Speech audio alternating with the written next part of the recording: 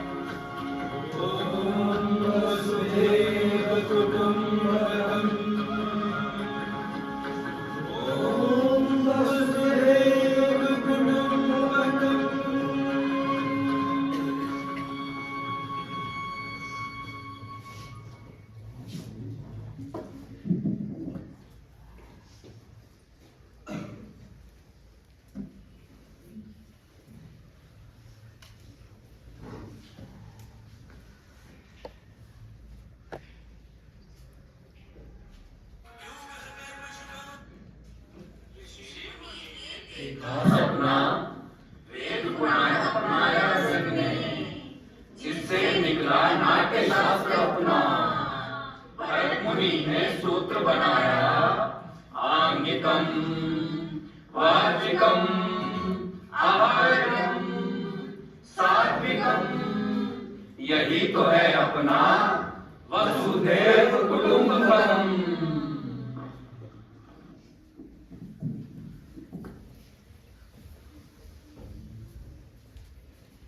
पूर्व रंग समाप्त हो चुका है। चलो अब जो कुछ सीखा है उसका अभ्यास करो। यह नवीन प्रयोग है, इसमें तनिक भी चूक नहीं होनी चाहिए।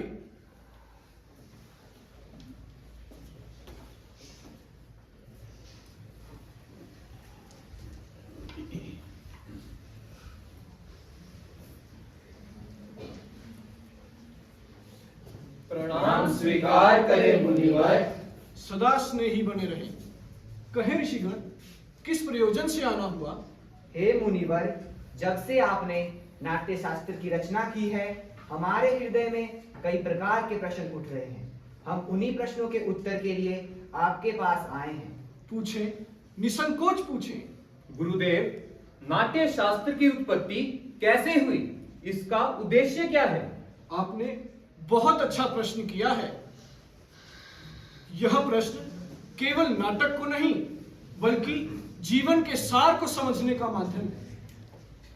जब त्रेता युग में मनुष्य अधर्म का मार्ग पर चलने लगा, तब देवता इंद्र ने ब्रह्मा जी से जाकर पूछा कि कोई ऐसा माध्यम हो जिसमें देखना और सुनना दोनों एक साथ हो, जिससे मनुष्य धर्म, अर्थ, काम और मोक्ष के मार्ग पर वापस लौट सके। इसी को ध्यान में रखते हुए ब्रह्मा जी ने पंचम वेद की रचना करी। साधु साधु।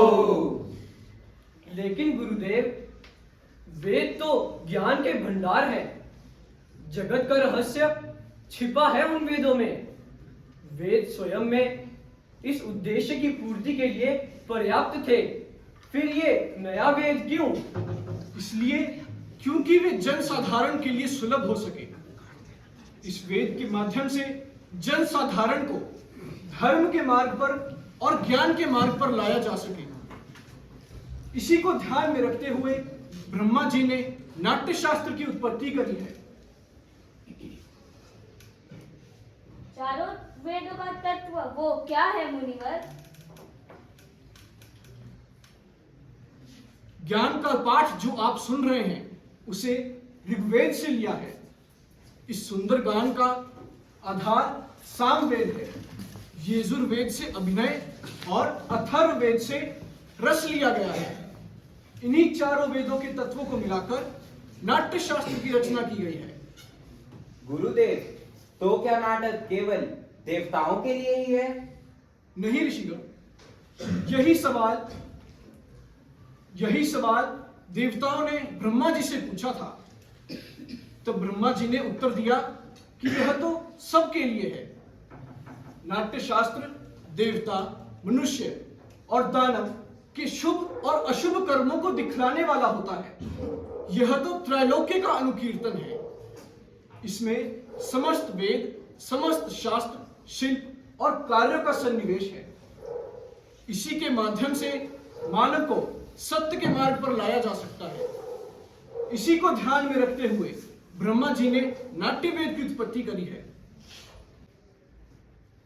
गुरुदेव, नाट्य कला तो एक अद्भुत कला है। ये उतना ही जरूरी है जितना जीवन जीने के लिए सांस लेना। फिर हमारा समाज इसे अनावश्यक और अनपेक्षित क्यों समझता है? ऋषिगण, हम तो कलाकार हैं, कला के नियंता नहीं। हमारा काम कर्म करना है। कला के नियंताओं को यह समझना होगा कि वे हम कलाकारों को अवसर प्रदान करें। इसी अवसर के माध्यम से हम जन साधारण को नाट्य शास्त्र के बारे में बता सकते हैं और इससे निसंदेह धरती को स्वर्ग बनाया जा सकता है। निसंदेह मुनिवर, कला विहीन समाज तो पशुओं का समाज होता है।